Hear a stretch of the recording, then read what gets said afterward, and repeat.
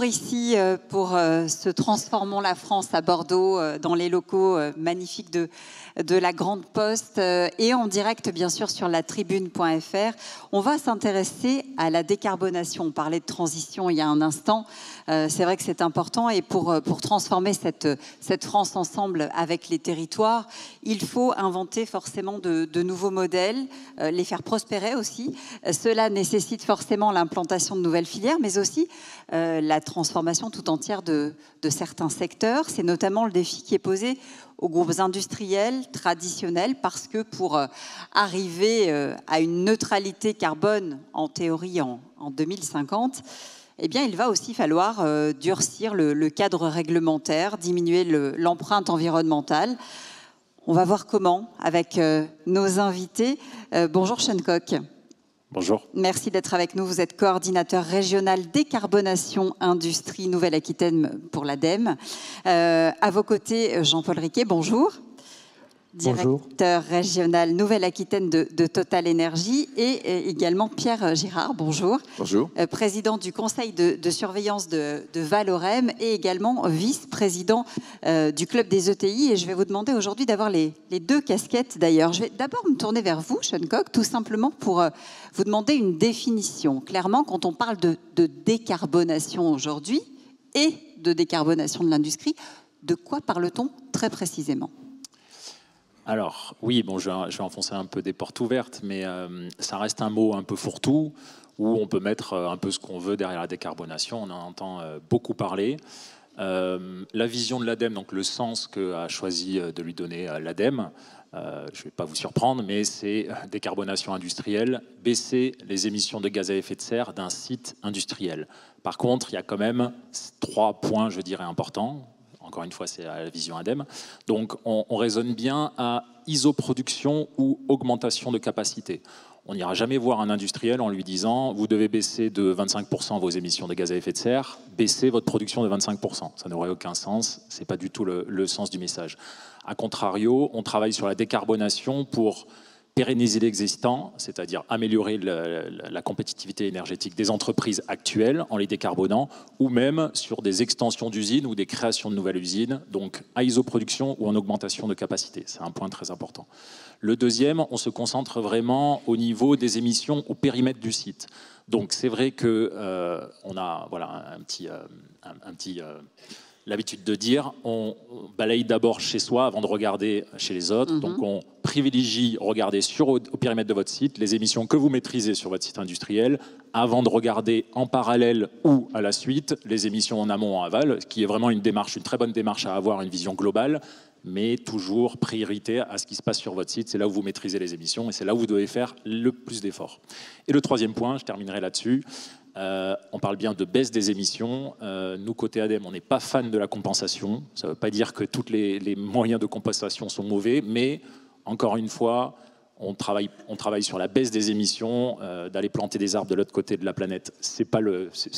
J'ai rien contre planter des arbres, mais ce n'est pas l'idée. Nous, on veut baisser les émissions au niveau d'un site. Voilà la définition qu'on a côté ADEME. Alors, justement, d'où on part dans la région Nouvelle-Aquitaine, où on en est et quel est l'objectif final ? Est-ce que vous avez cette trajectoire ?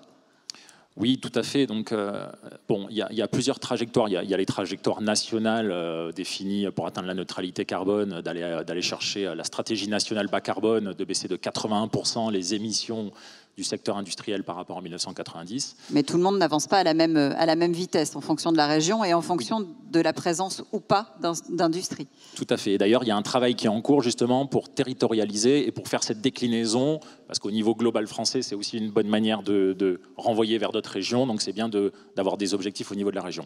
Alors sur la Nouvelle-Aquitaine, bon, on a l'habitude de dire que c'est une région qui est peu industrialisée. Alors je me bats un peu contre cela. On a quand même 15 000 établissements industriels. C'est la 3e région en nombre d'entreprises.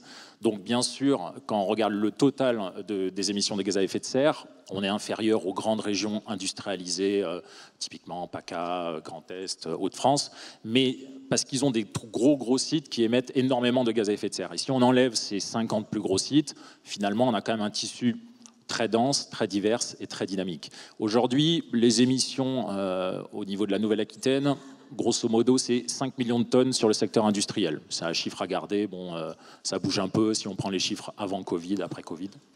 Mais on est à 5 millions de tonnes. Et l'objectif pour tenir les engagements de la SNBC, donc une déclinaison bête et méchante pour atteindre les 80%, c'est de baisser de 100 000 tonnes par an. Donc ça, c'est l'objectif. D'ici 2050, on doit baisser de 100 000 tonnes les émissions du secteur industriel.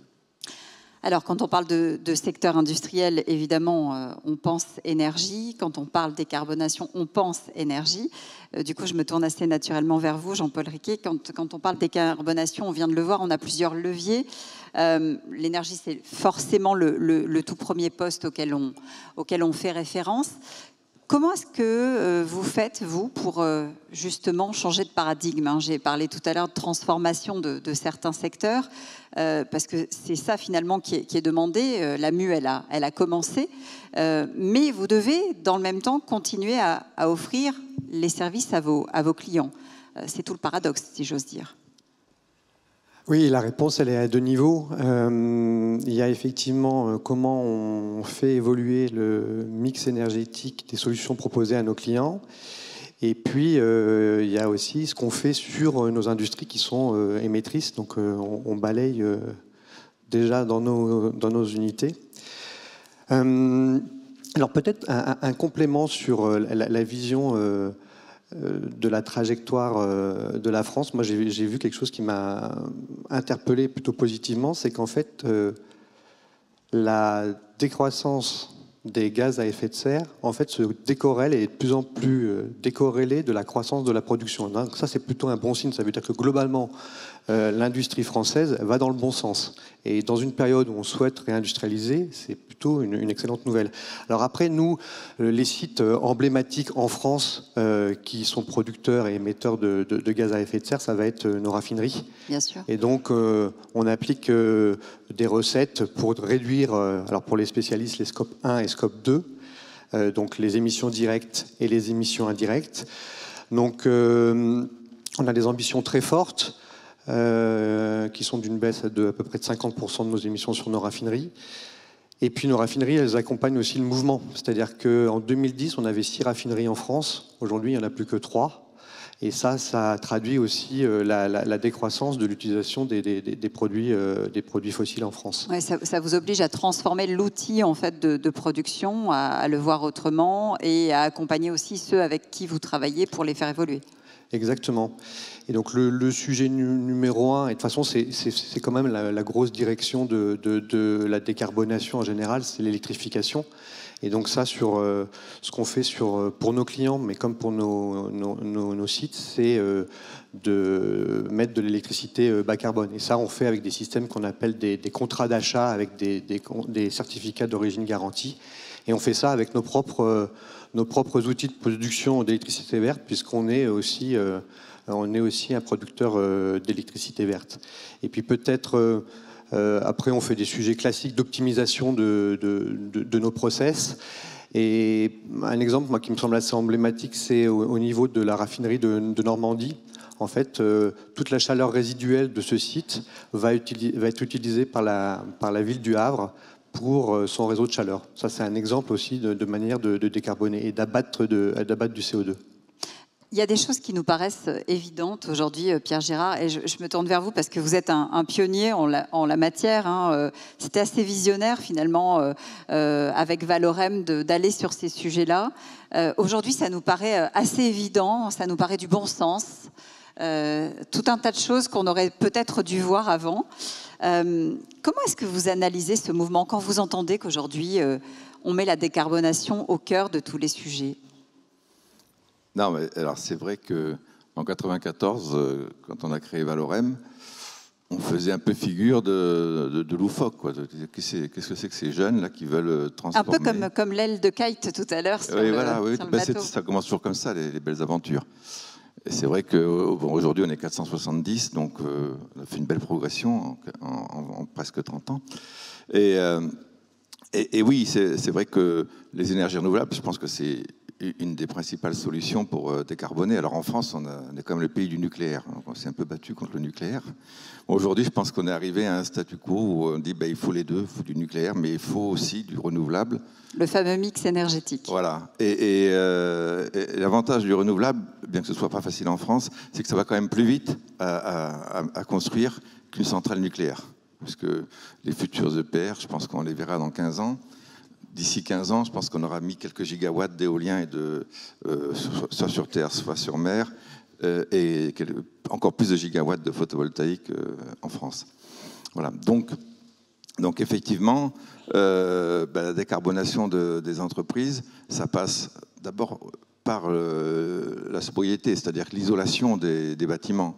Nous, donc dans notre activité, on fait effectivement des grands parcs éoliens, des grands parcs photovoltaïques, mais on a aussi une filiale qui est spécialisée dans l'accompagnement des entreprises pour installer des panneaux photovoltaïques sur leur toiture. Mais ce que l'on dit toujours aux chefs d'entreprise, isolez aussi votre bâtiment, parce que c'est bien beau tout ça, mais la chaleur qui est consommée pour chauffer ou climatiser les locaux, si on est dans une passoire énergétique, on gaspille beaucoup. Voilà. Mais je pense que l'ADEME a le même type de discours, et c'est normal, c'est tellement naturel. Voilà. Quand on s'adresse aux entreprises, c'est plus facile aujourd'hui d'aller s'adresser pour parler de ces sujets-là, de ces sujets de décarbonation, aux grands groupes, aux grands comptes. C'est principalement à eux que le sujet parle aujourd'hui. C'est-à-dire que le choc du prix de l'énergie il y a 2 ans a fait prendre conscience à beaucoup de personnes que oui, il fallait peut-être changer un peu de mode d'approvisionnement. C'est-à-dire que quand on a vu que par les réglementations européennes, je ne vais pas rentrer dans tous les marchés, mais que le prix du gaz et le prix de l'électricité sont complètement corrélés, le prix du gaz s'envole et derrière, le prix de l'électricité atteint aussi des sommets.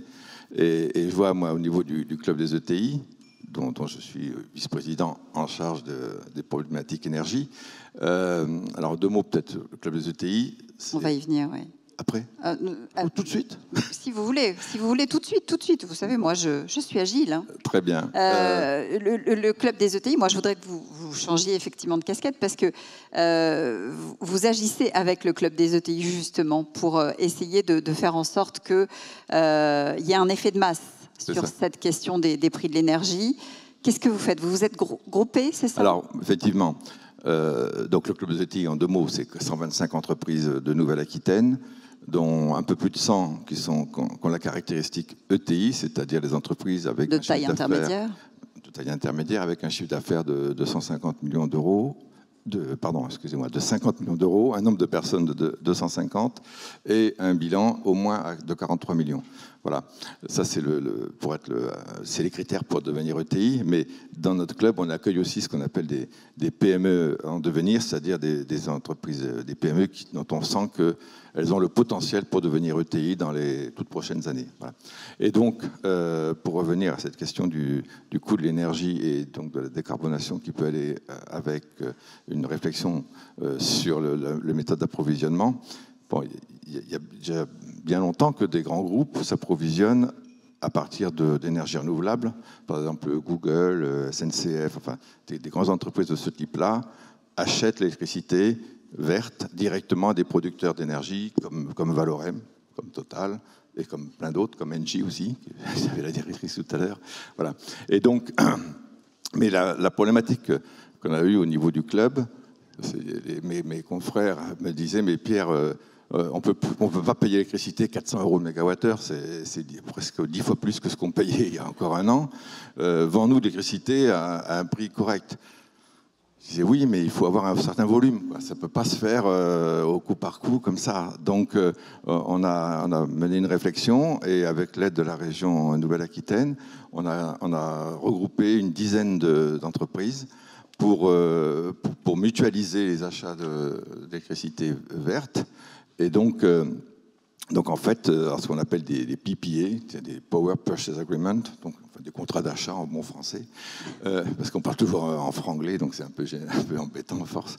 Voilà. Et donc, faut faire ce qu'on appelle donc un PPA collectif, c'est-à-dire regrouper une dizaine d'entreprises, faire un gros paquet de gigawattheures à acheter et aller sur le marché et mettre en concurrence des entreprises, Valorem entre autres, mais Total. Enfin, on n'en est pas encore à ce stade-là de la mise en concurrence des.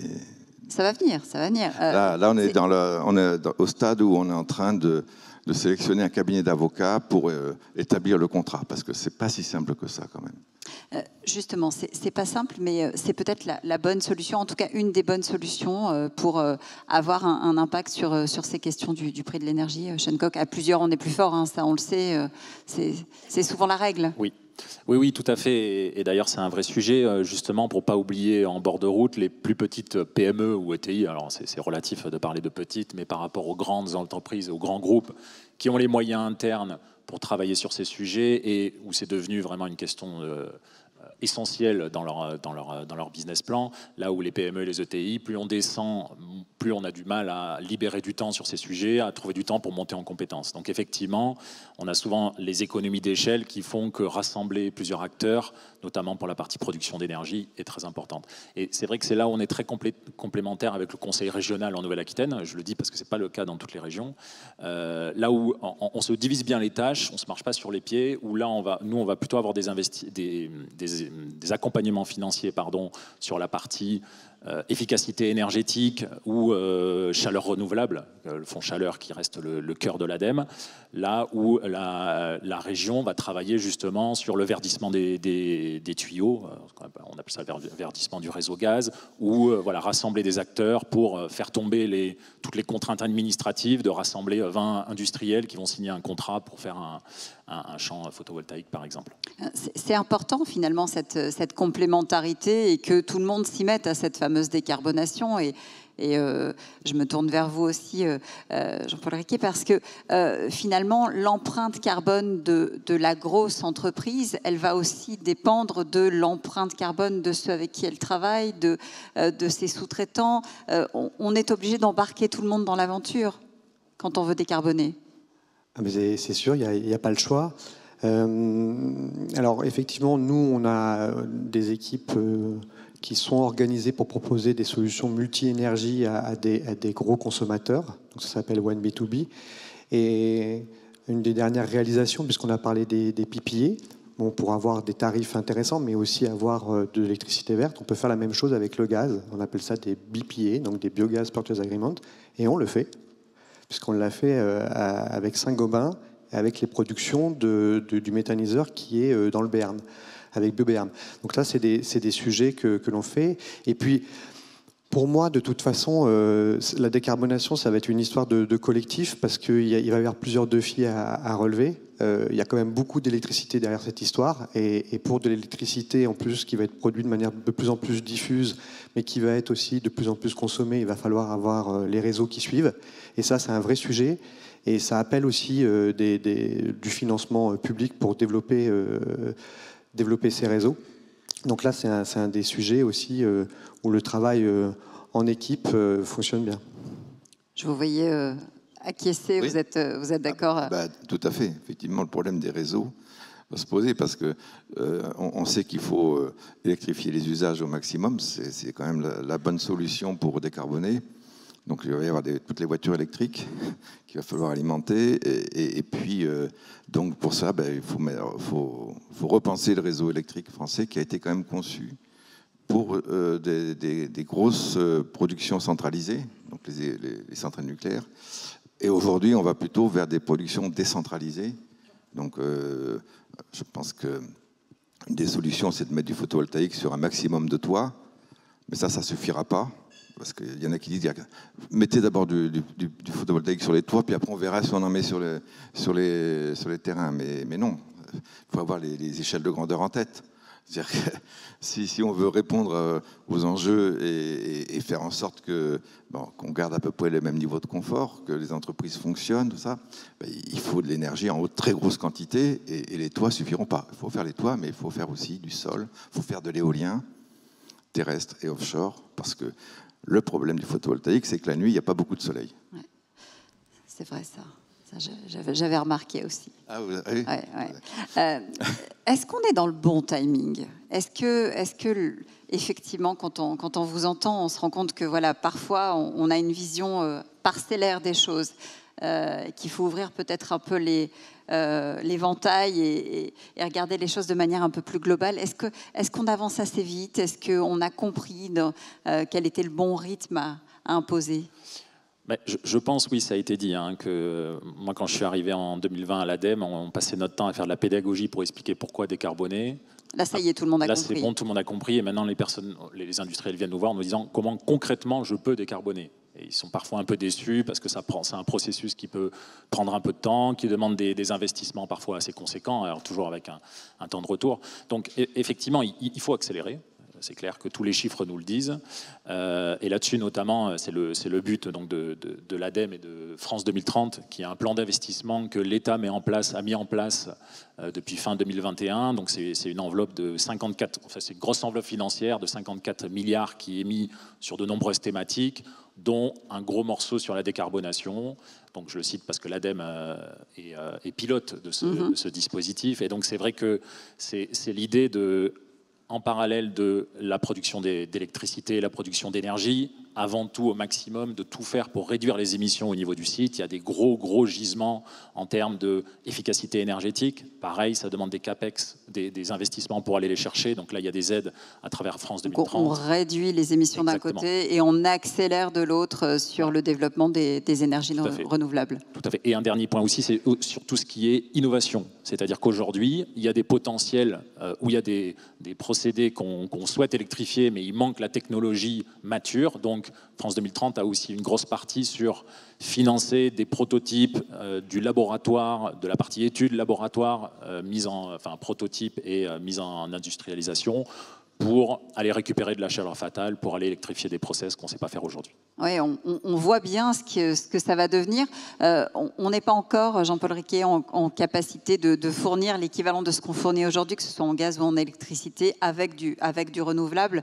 C'est toute la difficulté, c'est d'arriver à faire le pont, la jonction entre ces deux espaces-temps. Oui, tout à fait. Peut-être pour compléter ou commenter, d'ailleurs, je ne sais pas si vous serez d'accord, mais je crois aussi que la prise de conscience, le signal prix, ça a aidé beaucoup de monde à s'investir. Et nous, quand on regarde les courbes, aujourd'hui, ça descend, mais on n'est pas du tout, on n'a pas la bonne pente pour atteindre les objectifs, ne serait-ce que de la stratégie nationale bas carbone. Donc il y a un vrai sujet d'accélération. Alors qu'est-ce qui manque? Et pour votre, alors moi je pense qu'il manque, du financement, ça c'est sûr. Cette semaine, c'est la semaine de l'industrie. Donc on a besoin de compétences. Alors ça arrive, mais c'est quand même un sujet hyper important de faire revenir du monde dans ces métiers de la transition énergétique. Et puis pour votre question, finalement on est bien dans la transition énergétique, donc il y a un sujet de timing. Et là-dessus, moi, ce qui nous aide pas toujours, c'est un peu la réglementation sans être... je suis un peu déçu, moi, par la loi d'accélération des ENR, par exemple. Ah bah, il y a de quoi être déçu, oui. C'est une loi de décélération qu'on a votée, c'est pas une loi d'accélération. Bon, je souscris à ce qui a été dit, c'était un peu une litote.